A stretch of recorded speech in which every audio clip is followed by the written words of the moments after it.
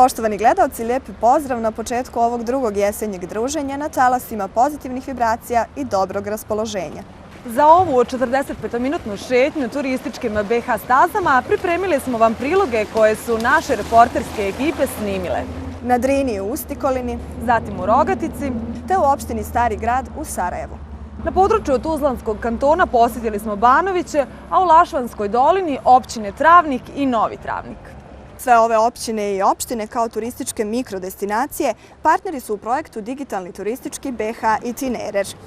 U organizaciji Rotora, regionalne organizacije za razvoj turizma, a uz pomoć ambasade SAD-a u Bosni i Hercegovini. U današnjoj emisiji imamo i jednu rubriku koja je uvijek kod gledateljstva Turizma Plus pobuđivala interesovanje. Naziv rubrike je ostao isti. Pokažimo domaći. A njen današnji sadržaj snimljen je u etno selu Kotromanićevu i nosi naziv Ko nekad uz Kazan. Naime, jesen je oduvijek u ruralnim područjima, za nekoga više, a za nekoga manje. Razdoblje kada se pohranjuju sakupljeni plodovi zemlje, a sjela uz rakijske kazane postojala su mjesta za ugodna druženja i prebrojavanje svega i svačega iz godine koja je na izmaku. Ovo je pokušaj Turizma Plus da bar na koji tren pratimo tradiciju rakijskih kazana. Uz ambijent, uz njih, priču, običaje, pjesme, zdravice. Jer i to je dio, i to nerazdvojni dio turističke ponude nekoga kraja.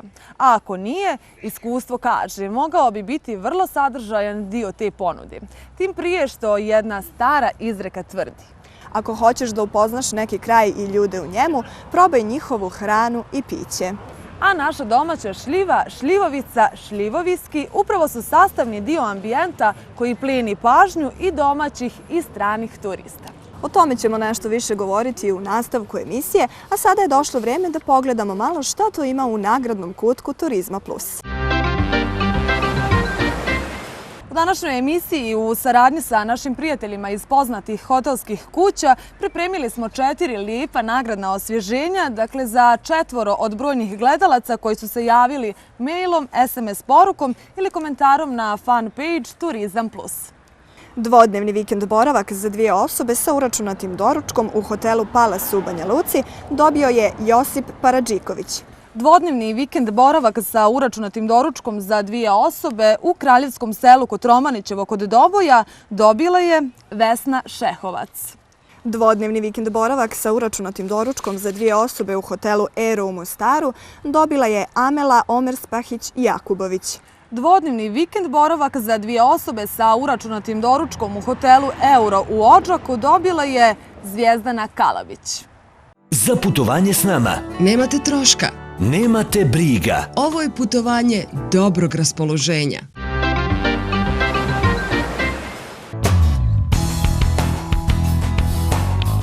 U prošloj emisiji 45-minutnu šetnju Turizma Plus započeli smo u sjevernijim predjelima. Ovoga puta krenut ćemo iz istočnih krajeva, sa Drine iz Ustikoline.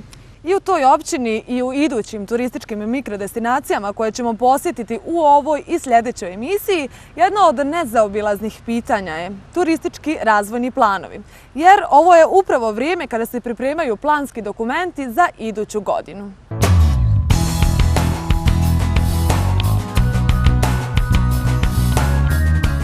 Ustikolina leži na Drini. Od Sarajeva je udaljena 80, a od Goražda 25 km.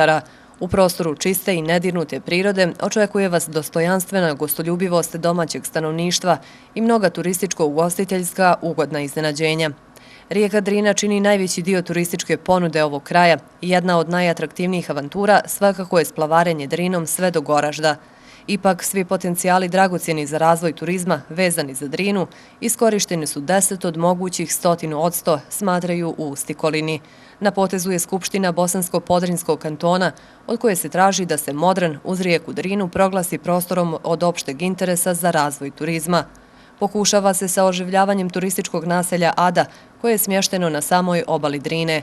Namjera lokalne vlasti je da razvojem malih turističkih lokaliteta zadržava turiste u Ustikolini nekoliko dana i za to vrijeme im pruži adekvatan odmor ili sve popularniji aktivan odmor. Mi smo krenuli kroz takvu vrstu razvoja malih turističkih potencijala da povećamo kapacitete na našoj lokalnoj zajednici i omogućimo da turisti ostanu ne samo jedan dan ili da su u prolazu, nego da ih možemo zadržati 2 i 3, pa čak i 5 dana. Na takav način pokušavamo da naš budžet povećamo. Projekat Digitalni turistički BH Itinerar odlična je prilika za prikazivanje svih sadržaja koji se u Stikolini nude, a samo zajedničkim snagama se nivo turističke ponude može prikazati kako u BiH, tako i u zemljama regije, Evrope i svijeta. Ovo je prilika da i stanovnici okolnih zemalja koji žele da upoznaju Bosnu i Hercegovinu na bolji način imaju priliku da putem ovog projekta upoznaju da lokalna zajednica u Stikolini posjeduje sa nizom turističkih potencijala koji u narednom periodu mogu da budu interesantni. Mnoge manifestacije kao što su Drina prača, Ustikoljansko ljeto, zdrava hrana iz Ustikoline i druge promovišu ovaj prirodni i društveni ambijent u sve traženiju turističku destinaciju na karti Bosne i Hercegovine. U pansionu u restoranu Baša na samom ušću Koline u Drinu gosti će naći ono što traže, prijatan smještaj za 50 osoba i sve gurmanske specijalitete. Sezona traje vrlo kratko, neka 2 do 3 mjeseca. U ta 2-3 mjeseca mi radimo stvarno dobro, hajde kažemo, pa čak možda i odlično. Međutim, od 3 mjeseca se ne može da živi. Ima nekih pomaka, znači od samih gostiju koji dolaze iz dijaspore, koji dolaze iz drugih gradova. Opština priprema neke svoje projekte, normalno gdje ćemo se mi učestvovati, uklopiti se u to sve i nadati se bolje. Smještajni kapaciteti, tereni, zdravi i raznovrsni prirodni uslovi pružaju velike mogućnosti za pripreme sportskih ekipa, pa Ustikolina svoju razvojnu šansu traži i u sportskom turizmu. Veliki potencijal je i ribolov. Rijeka Drina je najveći prirodni rezervat ribe mladice u Evropi. Ova riba kruna je u najvećim uspjesima sportskih ribolovaca. Najveći primjerci love se baš u Ustikolini, koja je domaćin državnog prvenstva mladičara koje se održava u januaru.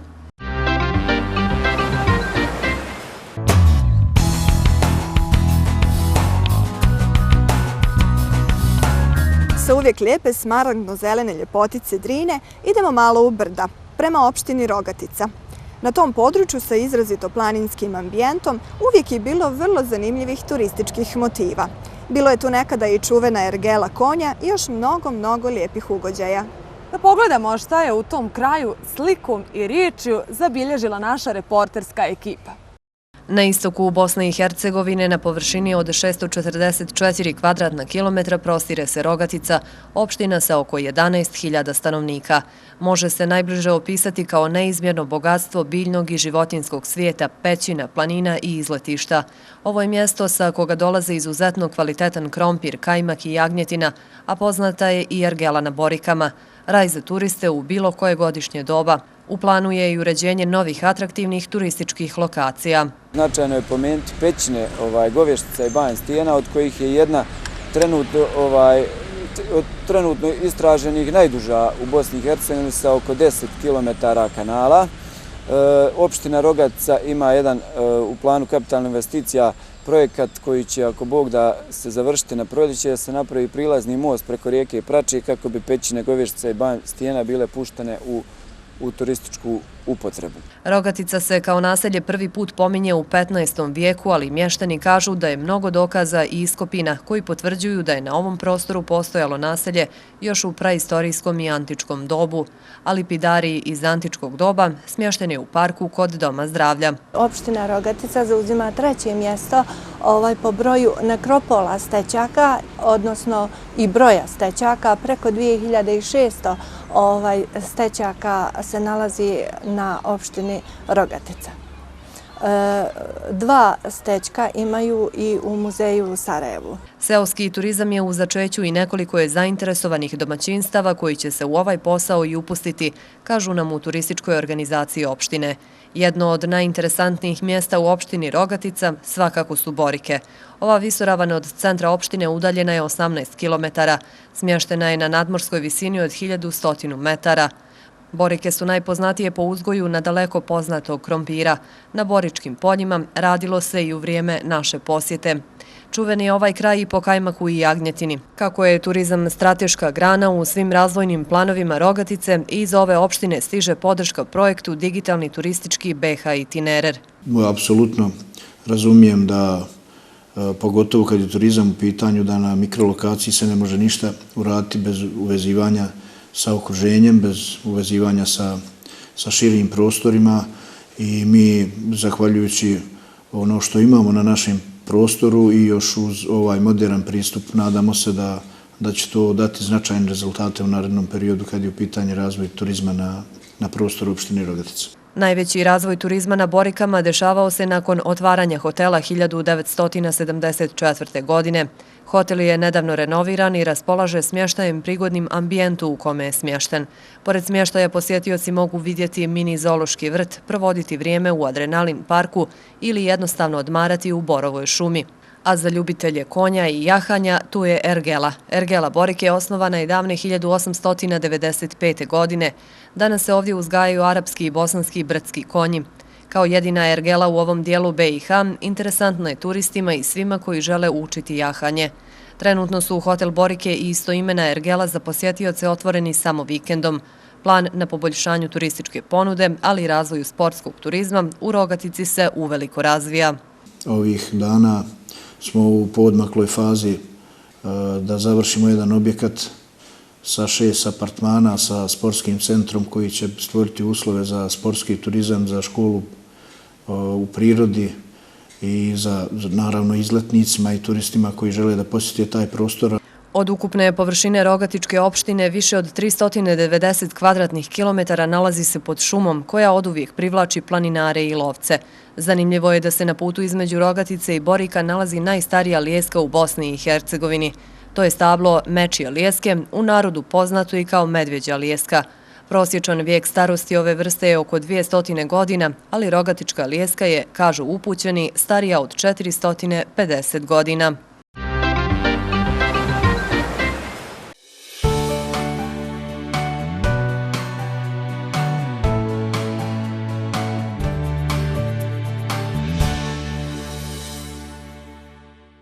Prednosti i pogodnosti digitalnog turističkog BiH itinerera te planski dokumenti za iduću godinu i pozicije turizma u njima. To su, kao što smo već i rekli, teme o kojima ćemo govoriti u ovoj, a i u idućoj emisiji. Da čujemo šta o tome govore i planiraju u opštini Stari Grad u Sarajevu.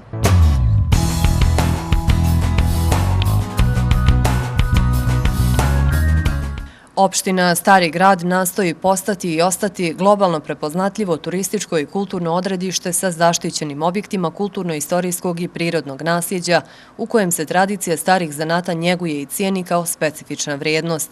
Radi se na rekonstrukciji Baščaršijskog trga, koji je sigurno jedan od prepoznatljivijih turističkih trgova u regionu. Na području Sarajevske opštine Stari Grad trenutno je 88 spomenika koji su pod zaštitom države. U planu nam je restauracija Saburne kuće, to je 3. i 4. faza, to je jedna od jedini sačuvani primjerak stambene arhitekture iz osmanskog perioda. Osim toga imamo i zaštitu naših sakralnih objekata koji su također pod zaštitom države, što je jako interesantno turistima. Moram naglasiti da je komunalna infrastruktura jedan od važnijih segmenata razvoja turističke ponude u opštini Stari Grad zbog lakše pristupačnosti određenim objektima i svim spomenicima i svim turističkim destinacijama na području opštine Stari Grad, pa tako u planu i za iduću godinu imamo rekonstrukciju mnogobrojnih ulica, ne samo ulica kao ulica, nego i sve komunalne infrastrukture ispod tih ulica. Mnoge od najpoznatijih sarajevskih građevina se nalaze u Starom Gradu, uključujući Gazi Husrev Begovu džamiju i vijećnicu. Kaže se da je Baščaršija od 15. vijeka do danas srce Sarajeva, a Sarači srce Baščaršije. I ona, kao i sve ulice na Baščaršiji, pričaju svoju posebnu priču. Vrlo bitno za ovaj dio, a to je 16. vijek, zlatni vijek Starog Grada, to je Sarajeva. To je ovaj kompleks gdje je Begova džamija i u poleđini kompleks medrese Hanik Jaha, Gazi Husrev Bega, znači najvećeg vakifa, to jest ktitora Sarajeva i ustanove obrazovne koja baštini tradiciju preko 500 godina i to visoko obrazovne, tako da se Sarajevo može da pohvali i u toj oblasti. Vedran Grebo je turistički vodič u kantonu Sarajevo već 7 godina. Zatekli smo ga u obilasku Baščaršije sa grupom turista iz Tajvana. Turista je svake godine sve više, govore zvanični podaci. U ovom dijelu Starog Grada grupe se, kaže, zadržavaju najčešće nešto više od sat vremena, a turistima iz Tajvana najinteresantnije je posjetiti 4 vjerska objekta koji su smješteni u krugu od 100 metara. Dosta grupa imamo iz Slovenije, dolazi iz Hrvatske, u zadnje vrijeme dosta grupa iz Srbije dolazi, iz Crne Gore, znači ljudi organizovano dolaze. To su kratke ture, 2 dana po Bosni i tako dalje, zadržavaju se 1 do 2 dana u Sarajevu i veoma puno u zadnje vrijeme imamo i tih. Osim toga, strašno puno možemo to vidjeti na ulicama, ima tih Daleki istok, Tajvan, Južna Koreja, Kina, Hong Kong i tako dalje. To su grupe koje nama najavljuju bit će svega i više, puno više u buduće vremena. I have been here twice. Bila sam ovdje već 2 puta. Zanimljivo mi je to što grad ima 2 dijela, jedan evropski, drugi istočnjački. Interesantna je ta kombinacija u jednoj zemlji. This is my first time visiting Sarajevo. Prvi put sam u Sarajevu, lijep grad u kome se susreću istok i zapad. Veoma je interesantno. Napredak tehnologije mijenja i način na koji turistička industrija komunicira sa krajnjim korisnicima. Svjesni su toga i u opštini Stari grad koja učešćem u projektu Digitalni turistički BiH Itinerer želi uticati na popularizaciju domaćeg turizma. Nadamo se da ćemo kroz ovaj projekat privući turiste u tranzitu kroz Bosnu i Hercegovinu, da ćemo ih zadržati što duže na promovisanim destinacijama i nadamo se da ćemo time doprinijeti lokalnom razvoju naše opštine.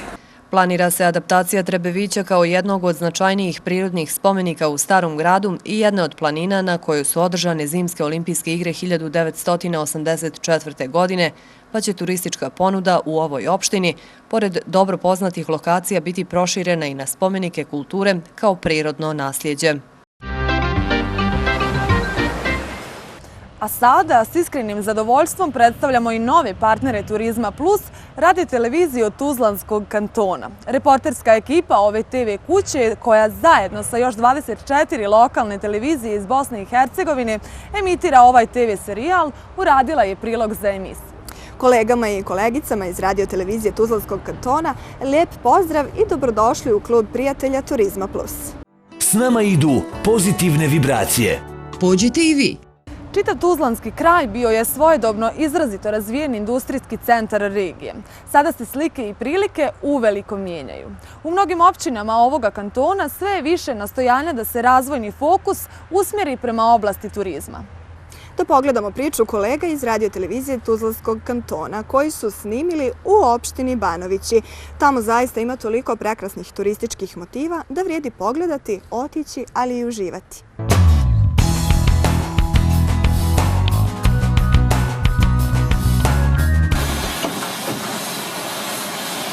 Najatraktivnija turistička ponuda Banovića su parne lokomotive i uskotračna pruga, zbog koje svake godine ovu općinu posjete hiljade turista iz zemlje i inostranstva. Najviše vole kad Čiro dođe i kad onaj dim, znao, oni tu lete, trče, slikaju, to im je baš previše interesantno. Onda sve bacaju samo to da uslikaju. I to sam primijetio da im je to baš ono pravo interesantno, baš zadivljeni su. Posebnost ovih parnjača je u tome što su one u svijetu već pravi rariteti, a što još do danas unazad pola vijeka voze ugalj iz lokalnog rudnika do pogona za separisanje. Ovdje je potrebno spomenuti da je posljednje 2 godine industrijski turizam, kao što vidite na ovom platovu ovdje, u velikoj ekspanziji i da ovu vrstu turizma uglavnom podržavaju strani turisti koji su u proteklom periodu u velikom broju posjetili ovo naše područje. Inače, turisti iz stranih zemalja koji dolaze na ovo područje su iz Češke, Poljske, Njemačke, Velike Britanije, Italije, Austrije i jednim dijelom iz Francuske.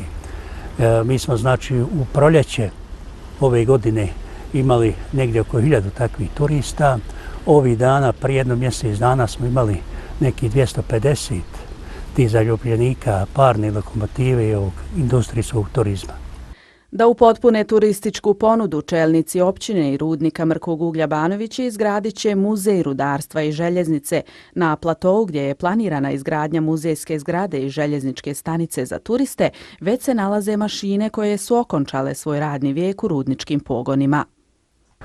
Pa Banovi su uvijek bili zanimljivi raznim grupama ljudi i prije Međutim, sad postavkom muzeja rudarstva i uskotračnom prugom koja funkcioniše jedina u Evropi, kako kažu, postala je zanimljiva tim ljubiteljima starih tih mašina, parnjača, tako da sad mi primjećujemo da oni u velikom broju dolaze, možda svake sedmice dođe po jedna grupa, ja bar primijetim ovdje da obilaze te vozove, snimaju i šta ja znam, u suštini Banovići su sad dobili još jedan novi moment što se tiče tih posjete tog turizma, mada smo mi prije bili zanimljivi zbog Zlače i zbog nekih drugih stvari prirode, ali eto sad i ovo upotpunilo taj segment, znači taj turizam otprilike po meni u Banoviću ima perspektivu. U perspektivi rudnik Mrkog uglja Banović i općina planiraju izgraditi prugu uskog kolosijeka od sadašnje Ćirine stanice do podnožja planine Konjuh. Uporedo lokalni centar za zaštitu, razvoj i promociju turizma s ovom ponudom nastupa na sajmovima. Pa nama je zaista cilj da i na savremen način, kroz savremene metode promocije putem Google mapiranja, web stranica, digitalnih ostalih aplikacija, znači animiramo turiste da dođu u Banoviće, da se zadrže, da tim omogućimo i brži i bolji ekonomski razvoj općine, da ih jednostavno upoznamo da Banović, pored rudarstva kao osnovne privredne grane, posjeduju zaista i mnogobrojne druge vrijednosti. U narednom periodu sigurno slijede mnogobrojne aktivnosti kada je u pitanju turizam. Ono što nas trenutno sprečava jeste izrada prostornog plana i sa okončanjem i izradom prostornog plana mi dalje krećemo u izgradnju uskotračne pruge do Mačkovca i do Zlače, što će sigurno doprinijeti razvoju turizma na općini Banović. Jedna od manifestacija koja objedinjuje kulturno-historijsko i prirodno nasljeđe te tradiciju Banovića je prvomajski uranak. Ona svake godine na praznik rada Banovićko izletište Mačkovac i lokalitet Zlača sa istoimenim hotelom učini glavnim okupljalištem izletnika za područje Tuzlanskog kantona. Edina Halilčević, majka dvoje djece koja živi pored pruge i u blizini Muzeja rudarstva i željeznice, kaže da mnogo žena dobrovoljno učestvuje u aktivnostima koje promoviraju turističku ponudu. Naša poznata turistička izletišta Mačkovac i Zlača su ta mjesta koje turisti također u jednoj velikoj mjeri posjećuju i pored toga naša općina, a mi kao građani smo sudionici svemu tome i da se prepoznati da i oni nastoje određenim aktivnostima i programima upotpuniti te turističke ponude kao što su taj naš prvomajski uranak.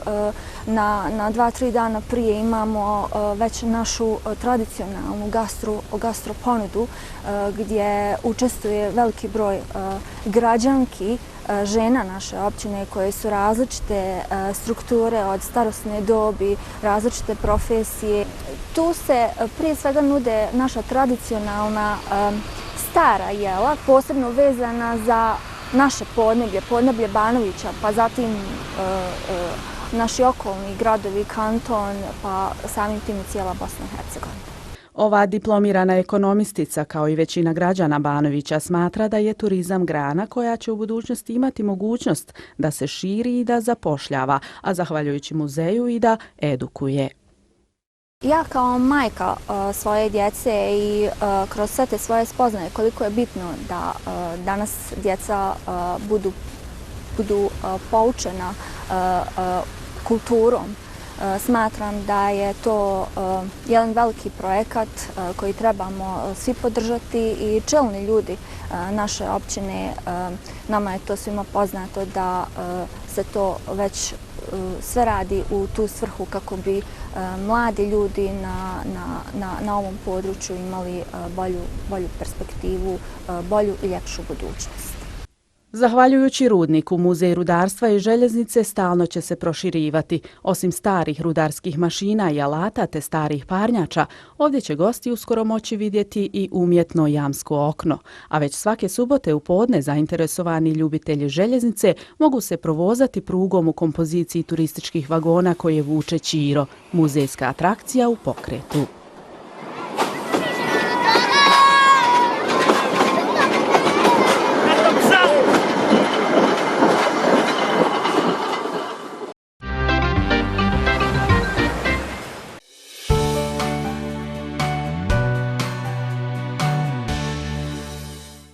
smo je najavili na početku emisije, evo i naše stare rubrike Pokažimo domaći. U tom kontekstu što bi bilo priličnije u ovo doba godine nego donijeti priču o domaćim pićima koja rado kušaju svi turisti i prijatelji dobre kapljice. Svi koji se bave turizmom znaju da su autohtona i tradicionalna jela i pića sastavni dio turističke ponude. O rakijskim kazanima, pričama i svemu što ide uz njih i oko njih svake godine kada rodi šljiva, baš nekako u ovo jesenje doba mogle bi se kazivati zaista mnogobrojne priče. No, jedno je sigurno. Rakijski kazani na većem dijelu balkanskih prostora dio su kulturološkog, sociološkog, etnomuzikološkog nasljeđa i načina življenja. Bilo kako bilo, vijekovima su šljiva i šljiva bili sastavni dio ponašanja svakog seoskog iole stojećeg domaćinstva.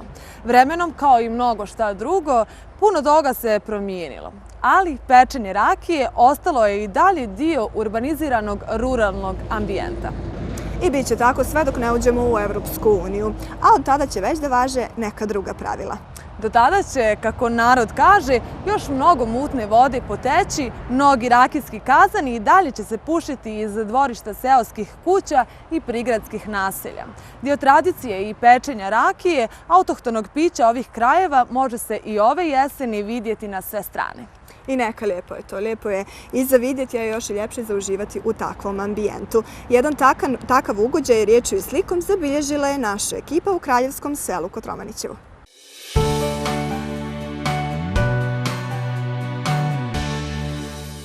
Jeste li ikada pomislili koliko vrsta rakije ima? Ako jeste ili niste, evo mali pomoć. Najviše su u upotrebi, bar na ovim našim bližim prostorima Balkana, rakije od šljive, a u južnijim krajevima od vinove loze, dakle lozovača i njene izvedenice, orahovica, travarica, rogačuša. U domaćoj radinosti te u industrijskoj proizvodnji mogu se evidentirati razne vrste šljivovice, zatim višnjevače, trešnjevače, kajsijevače, dudovače, jabukovače. Od krušaka se pravi kruška, viljamovka, karamut, a ima i rakija od krompira, od repe, lubenice, breskve, maline, kupine, od drenjina, na primjer, u okolini Drvara. Ponegdje se ovo piće pravi i od krompira, negdje ima kurozovače od kukuruza, a može se naći i medovača koja se proizvodi upravo za etno selo Kotromanićevo, o čemu govori naš idući prilog pod nazivom Ko nekad uz kazan.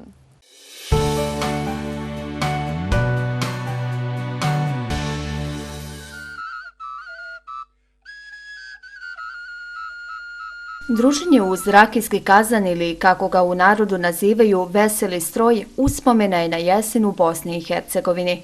Za proizvodnju rakije šljivovice, tradicionalnog bosansko-hercegovačkog napitka, najprije se priprema kotao i drva bez kojih kotao ne može da funkcioniše. Nakon što se vatra razgori, u kazan se sipaju plodovi šljive, koje prema riječima domaćina da bi dale dobru rakiju moraju da odstoje određen period u drvenoj posudi. Rakija se pravi od šljiva, od voća i pokupe se šljive pa se metnu. Ukačuje bude 21 dan. Za 21 dan se peče. Ovdje sipa se kom i naloži se vatra i ide vamo. Vamo rakija ide.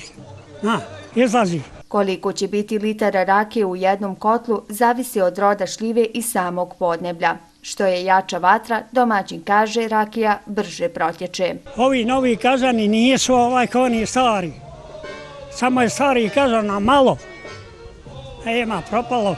Ukoliko je vatra dobro naložena, za oko sat vremena se mogu očekivati prve kapi tradicionalnog napitka. Sad se vadi jaka rakija, prije se je vadila slaba rakija. Dok ja jedan ispečem, oni drugi popiju. Popiju i pjevaju.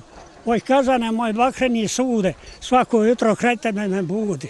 Domaćin kraj kazana rijetko je sam. Okupljeno društvo uz priču i zdravicu čekaju da kazan izađe kako bi probali novopečeni ljuti napitak. Godinama rakija je bila sastavni dio čovečanstva i čovjeka, krijepila ga u volji i nevolji, pomagala mu i u ljubavnim jadima Nekada je djelovala i to uspješno ljekovito za glavobolju i zubobolju. Ritual pečenja rakije je poznat kao događaj kojeg prati tradicionalna igra, ali i degustacija rakije, kao i uživanje u domaćim seoskim jelima.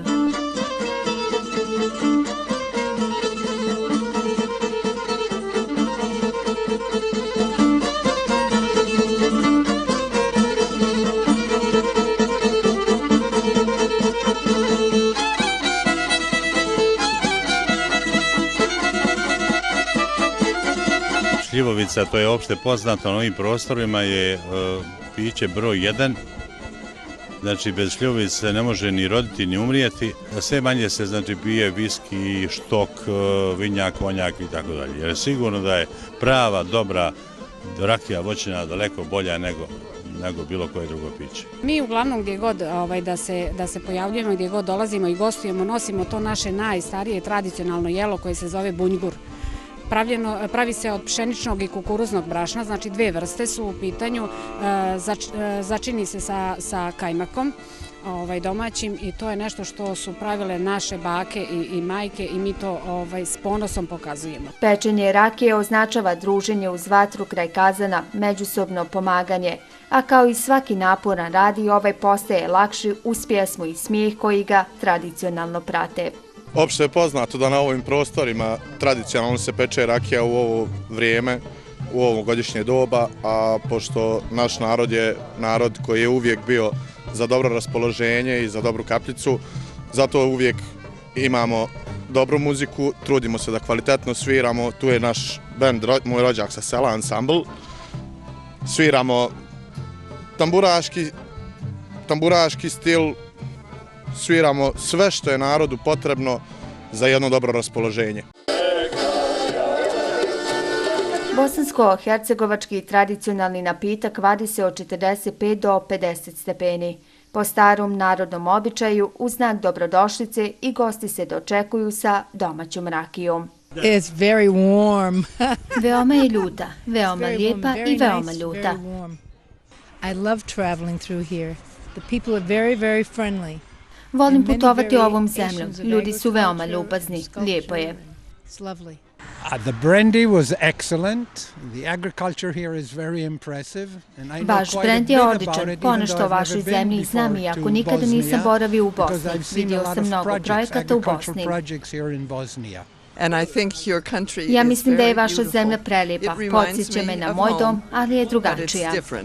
Šljivovica se po savjetu iskusnih degustatora ovog napitka pije poslije ili neposredno prije jela, isključivo gutljaj po gutljaj.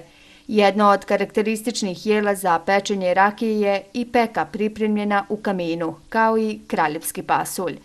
Da je rakija dobra zna se ako sklizne, zagrije i u ustima ne stvara osjećaj nelagodnosti. Rakija ima čudnu moć. I ko pije, njemu nije lako, ko ne pije, isto mu je tako. Živjeli.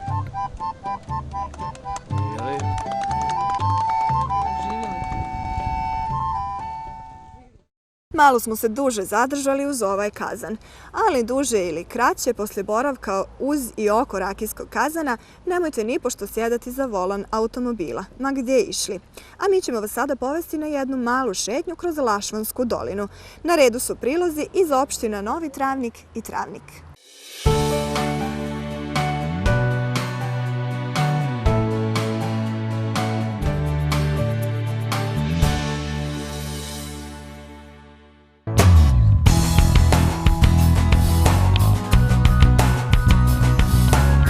Novi Travnik je nekoć spadao u red visoko razvijenih industrijskih sredina. Sada stvari stoje kud i kamo drugačije. Kakve su šanse, namjere i mogućnosti za razvoj turizma u ovom kraju i šta se radi u tom pravcu? Novi Travnik, opština mladosti, bratstva i jedinstva, nalazi se u središnjem dijelu Srednjebosanskog kantona na nadmorskoj visini od 516 metara. Naselje i opština su od 1980. do 1992. godine nosili naziv Pucarevo, po Đuri Pucaru Starom. Novi Travnik je relativno mlad grad, razvio se s razvojom vojne, odnosno namjenske industrije od nakon drugog svjetskog rata, tamo od 48. i 9. godine i kako se razvijela ta namjenska industrija, kovačnica, odnosno taj metalski dio. Tako se sredine podizao grad i onda je grad evo danas izrastao negdje gdje ima preko 3.500 stambenih jedinica u gradu sa svom infrastrukturom koju treba sad malo okrećiti, umiti u narednom periodu. Rat i posratni period je malo vrijeme kad je bila stagnacija, ali u svakom slučaju Novi Travnik još uvijek se može pohvaliti da ima relativno dobru infrastrukturu kad je u pitanju grad i taj ruralni dio. I ono što je važno, još uvijek Novi Travnik se može pohvaliti da ima tog metalskog dijela, miriše na metal i radi još uvijek oko metala. Ima opština Novi Travnik lokacije i mikrodestinacije na čijoj promociji bi trebalo da se dodatno radi, a upravo te lokacije bi bile interesantne mnogim turistima koji ovu opštinu posjete.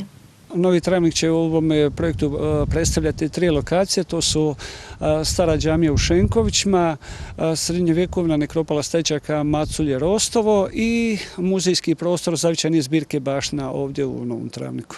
Šansu za svoj napredak u oblasti turizma opština Novi Travnik vidjela je u projektu BH Digitalni turistički itinerar.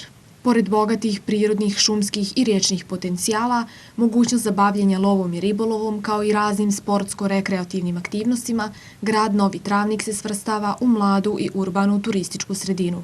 Prepoznaće turisti potencijale opštine Novi Travnik, a sa prepoznavanjem potencijala broj turista će sigurno rasti.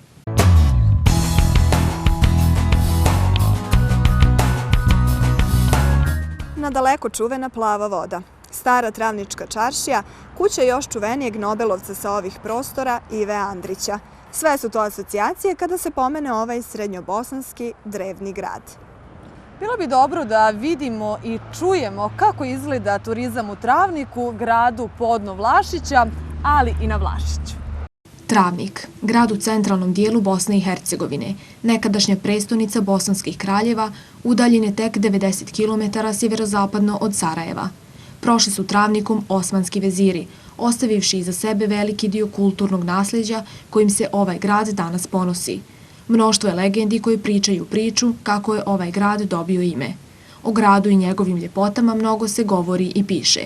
Svjež vazduh, bistra i čista voda, zelenilo, travnički ćevap, ali i gostoprimstvo Travničana prve su asocijacije na ovaj grad. Plijeni Travnik pažnju turista na svakom koraku, sam priča svoju priču. 28 zaštićenih kulturno-istorijskih spomenika nalazi se u ovom gradu, a većina njih je u aktivnoj funkciji. To je grad razvijene tekstilne, obućarske i mesne industrije, farmaceutske industrije, drvne industrije, metalne industrije sa mnogo pratećih drugih djelatnosti, ali ono po čemu je specifičan i poznat izvan granica Bosne i Hercegovine i bivše Jugoslavije je po tradicionalnoj proizvodnji bijelog ovčijeg sira u Selamiru, travnički i vlašički sir. Sad on ima 2 imena, ali se radi o istom siru. Dakle, po proizvodnji takvog sira, zatim po tornjaku, psu tornjaku, po travničkom kratkotunom kolubu, po Ivi Andriću, normalnom Nobelovcu, po Čiri Blaževiću, našem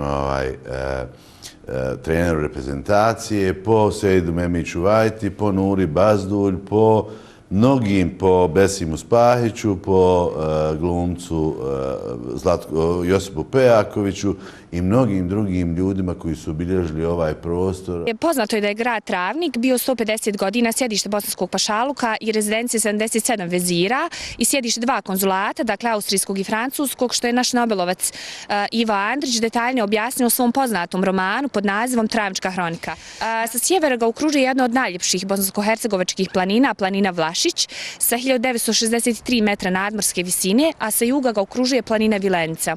Izdvajaju se posebno plava voda, Andrićeva kuća, atraktivno skijalište Babanovac. Za ovaj grad često kažu da je muzej pod otvorenim nebom. Ima Travnik mnogo toga da ponudi svojim turistima, a projekat BH Digitalni turistički itinerar zasigurno će biti od velike pomoći da se promovišu mikrodestinacije koji bi u budućnosti mogle postati popularne, kako među stranim, tako i među domaćim turistima. Tu se radi o našim, možemo reći, glavnim turističkim mikrodestinacijama. Radi se isključivo i većinom o objektima koji su nacionalni spomenici kulture i oni objekti koji su od značaja za posjetitelje grada, za posjetitelje općine Travnik. To su mikrodestinacije koje privlači najveći broj turista i mi tu uskoro i planiramo na području općine Travnik s naredne godine raditi takozvane dvosatne i cjelodnevne itinerare koji će u stvari obuhvatiti ponudu koja se nalazi u ovom digitalnom turističkom itineraru. Apsolutno je bilo prirodno i logično da se uključimo u svaki projekat koji pravi promociju turizma u Bosni i Hercegovini i Travnika kao jedne od destinacija koja zaista treba biti nezaobilazna za svakog posjetioca koji dođe u Bosnu i Hercegovini i posjećuje top destinacije. Travnik je jedan od lokacija koja zaista mora naći svoje mjesto u svim materijalima koji propagiraju turizam, koji planiraju puteve turista i koji im u stvari sugeriraju koja su to mjesta, koje su to pozicije, koje su to elementi koje moraju posjetiti. Kuća Ive Andrića pravo je književno bogatstvo za sve turiste. Prilika je to da svi posjetioci borave tamo gdje je naš Nobelovac stvarao neka od svojih dijela, uz koja i danas uživamo. Travnička hronika, Jelena, žena koje nema, Prokleta Avlija. Pored ovog turističkog dragulja, turisti svakako ne bi smjeli da zaobiđu ni planinu Vlašić.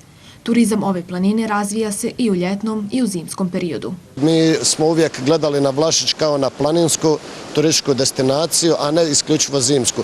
Mada je njegova zimska turistička ponuda najkvalitetnija i najbolja, međutim u nekih 2-3 godine unatrag zaista se razvija i ljetna turistička ponuda i čak imamo u pojedine slučajeve gdje pojedini hoteli i turistički kapaciteti i objekti čak bolje rade u ljetnoj sezoni nego u zimskom, što nas sve skupa raduje. Nikad niko u Travniku nije ni pomislio da je to varoš stvorena za obični život i za svagdašnje događaje. To osnovno osjećanje da su oni odnekud drugačiji nego ostali svijet, stvoreni i povezani za nešto bolje i više, ulazilo je u svako ljudsko stvorenje sa hladnim vjetrom sa Vlašića, sa reskom vodom iz Šumeća, sa slatkim žitom njiva oko Travnika i nije ih nikada napuštalo, ni u snu, ni u bijedi, ni na smrtonosnom času. I za kraj nekoliko informacija za sve koji žele ne samo gledati emisiju, nego i učestvovati u njoj. Dakle, poštovani gledaoci i gledatelji širom i diljem Republike Srpske i Federacije Bosne i Hercegovine, uzduž i popreko Bosnom i Hercegovinom, negdje uz početak današnjeg druženja objavili smo imena 4 dobitnika nagradnih osvježenja Turizma Plus. Za sljedeću emisiju početkom idućeg mjeseca, jer emisija kao što znate ide jednom mjesečno, imamo za vas i dalje 5 lijepih nagradnih osvježenja. Dvodnevni vikend boravak za 2 osobe sa uračunatim doručkom u hotelu Palas u Banja Luci. Dvodnevni vikend boravak za 2 osobe sa uračunatim doručkom u etno selu kod Romanićevu kod Doboja. Dvodnevni vikend boravak za 2 osobe sa uračunatim doručkom u hotelu Ero u Mostaru. Dvodnevni vikend boravak za 2 osobe sa uračunatim doručkom u hotelu Euro u Odžaku. Dvodnevni vikend boravak za 2 osobe sa uračunatim doručkom u hotelu Biser u Dervinti.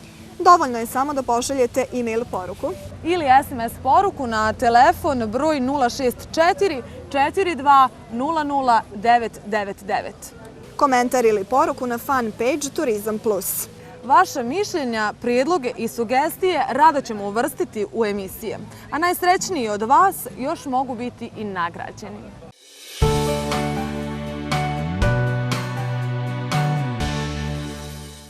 Mi smo zajedno s vama doputovali do kraja ovog 277. izdanja TV serijala Turizam Plus. Putujemo i dalje na talasima dobrog raspoloženja i pozitivnih vibracija. Vidimo se i dalje na programima 25 lokalnih TV kuća i kablovskih operatera u Bosni i Hercegovini, a putem društvenih mreža i u drugim zemljama u susjedstvu i u svijetu. Emisija se može pratiti i na brojnim svjetskim jezicima. Obzirom da pripremamo jednu emisiju mjesečno, vidimo se ponovo za mjesec dana. Do tada, srdačan turistički pozdrav!